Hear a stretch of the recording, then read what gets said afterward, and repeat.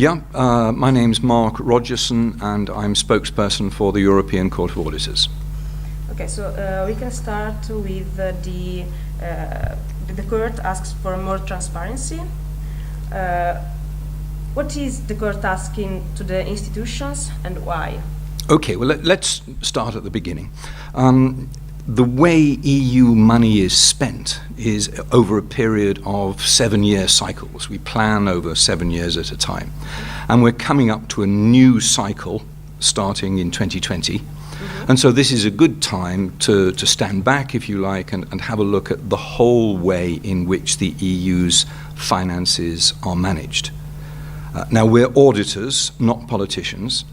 So it's not for us to say what the money should be spent on.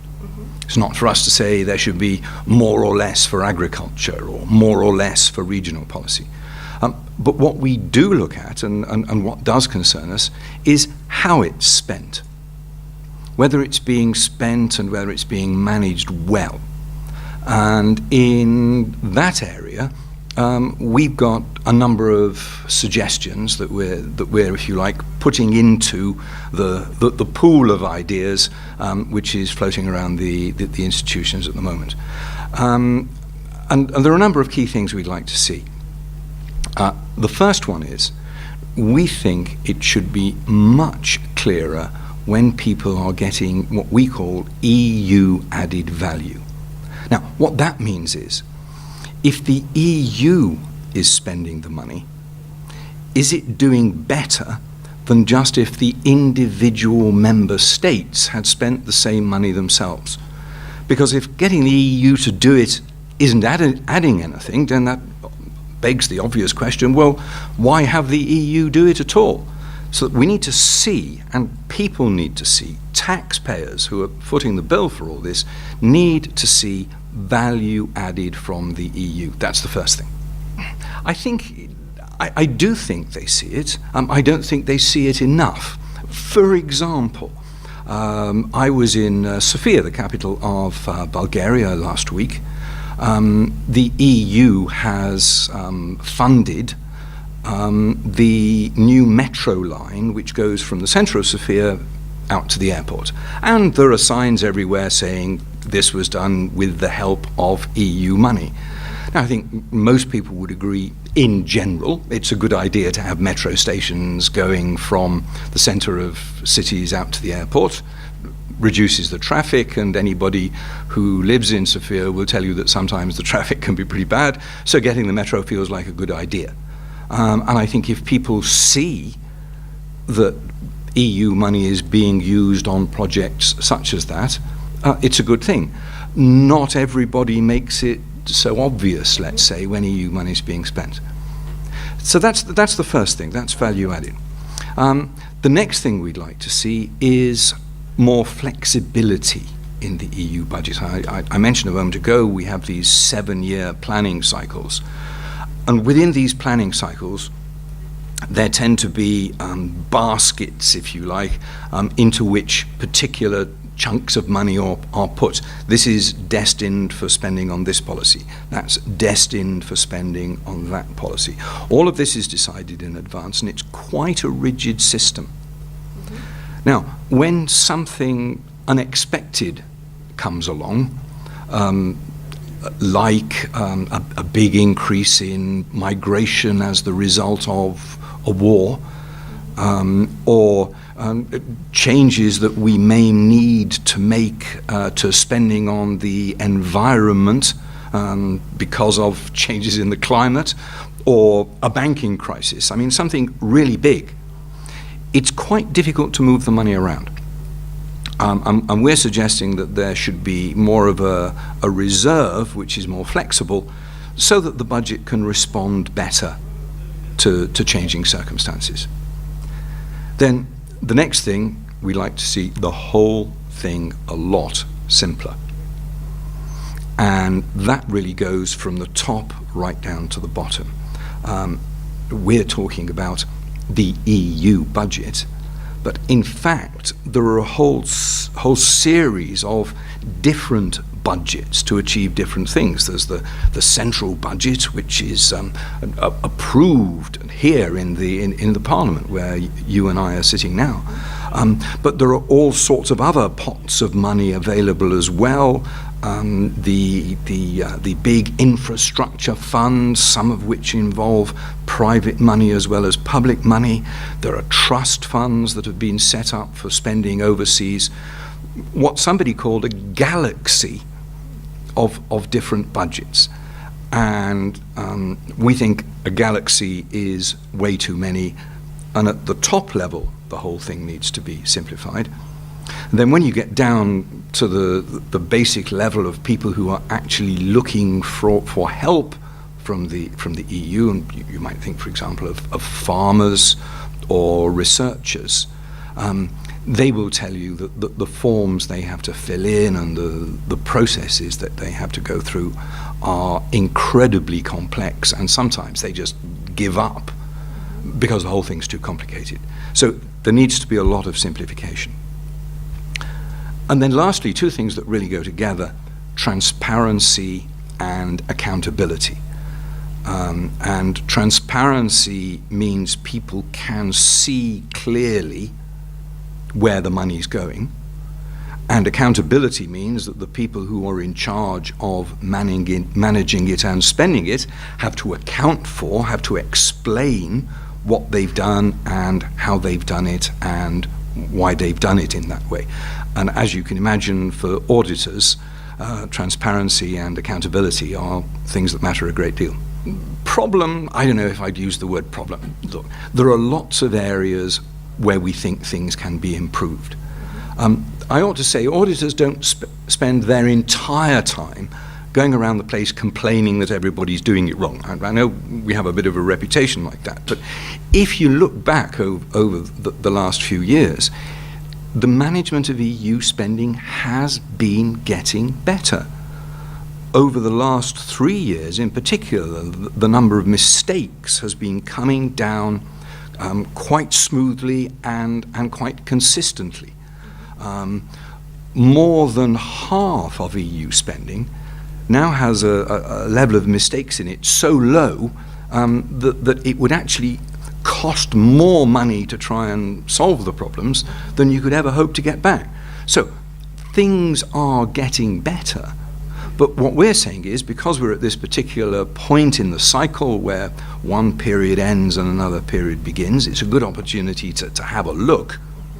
And hey, there's always room for improvement in any big system, and this is a very big system. And we can see room for improvement, both as far as transparency is concerned and as far as accountability is concerned. Because I think we need to look at why some of the spending could be more transparent, and also why some of the institutions which do that spending can be more transparent. It's two sides of the same coin, if you like, but you need to think about them separately. If we look at the spending programs, they could be more transparent simply by being more straightforward and easy to understand. That's a relatively easy win, although simplifying things can be complicated, and there's a danger that you simplify it so much that people can abuse the system. So you have to be careful, but there's room for simplification. But there's also an increasing tendency to use what are called financial instruments, that's loans and guarantees, rather than straightforward grants of money. And when you get into the area of loans and guarantees which have money coming in from both the public sector and the private sector, just in the way I'm talking about it, you can see it's getting complicated. And therefore being absolutely certain how these things are working, whether they're doing what they're supposed to do, whether they're delivering value for money, and whether it might not have been cheaper and easier to do it some other way, all of those things become really complicated to analyze and to come up with an audit report upon. And so that's one of our principal concerns. The idea of bringing in private money to help the public sector, on the face of it, of course, is a good one. If it reduces the amount that taxpayers have to dig out of their own pockets, that has to be a good thing. But it does make life more complicated, and we need to look carefully at how we do that. Now, the second thing is the actual institutions who are doing this spending. And there we do have a couple of concerns. For example, with these financial instruments that I've mentioned, they are largely managed by the European Investment Bank, and the European Investment Bank doesn't have the same degree of oversight by the European Parliament that some of the other institutions do. So there's a bit of an issue there. And then, and one that's particularly come up for us as auditors, if we look at the European Central Bank, they have made it very difficult for us to audit their operations. Now, let's be clear about this. We are not trying to say, oh, you should have put interest rates down, not up, or you should have left them alone, not changed them. What the European Central Bank does with interest rates is absolutely and totally its own business. However, they have other very important responsibilities as well. For example, crisis management. If, heaven forbid, there's another banking crisis, the ECB will have a very important role to play in that. And we wanted to audit their crisis management and crisis planning procedures. And they said, well, okay, but we're going to black out a lot of the information in the documents that we give you. Now, they're bankers. They are very keen on confidentiality. We can understand that. We're auditors. We're very keen on confidentiality as well. But, well, for example, here are two crisis plans for two different banks. We've rubbed out the names. Now, the problem there is, if we see differences in those two plans, are those differences justified because the banks are different, or are they not justified because maybe there isn't a consistent way of doing these things? We just can't tell. Now, that it's only one example, but there are a number of examples like that where we really feel that there needs to be a greater degree of openness and willingness to be audited on the part of the European Central Bank.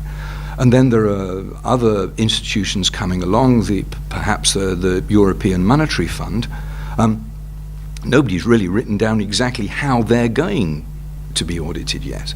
And clearly, as new institutions, we say clearly, as new institutions come along, they should be open to audit, and they should be accountable to the Parliament or other institutions in the same way as all the existing EU bodies are.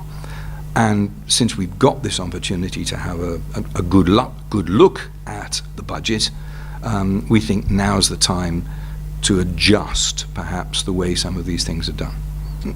We've said on a number of occasions that we have a concern that there's been a falling or a lack of trust among citizens in the EU institutions, and that we believe good management of the EU's finances is an important part of rebuilding and maintaining that trust. Now, I think people find it difficult to trust something if they don't understand it. And so if we can make the EU finances simpler and easier to understand and more open and more transparent, that will help increase the trust that people have in the EU and its institutions, and it will also make it much more difficult for those who wish to do so, to use the EU as a scapegoat or as an easy thing to blame, because people will understand better what's being done on their behalf. Make it simpler. Make it clear where the EU is adding value. Make it more flexible, make it more open, make it more accountable. All of that.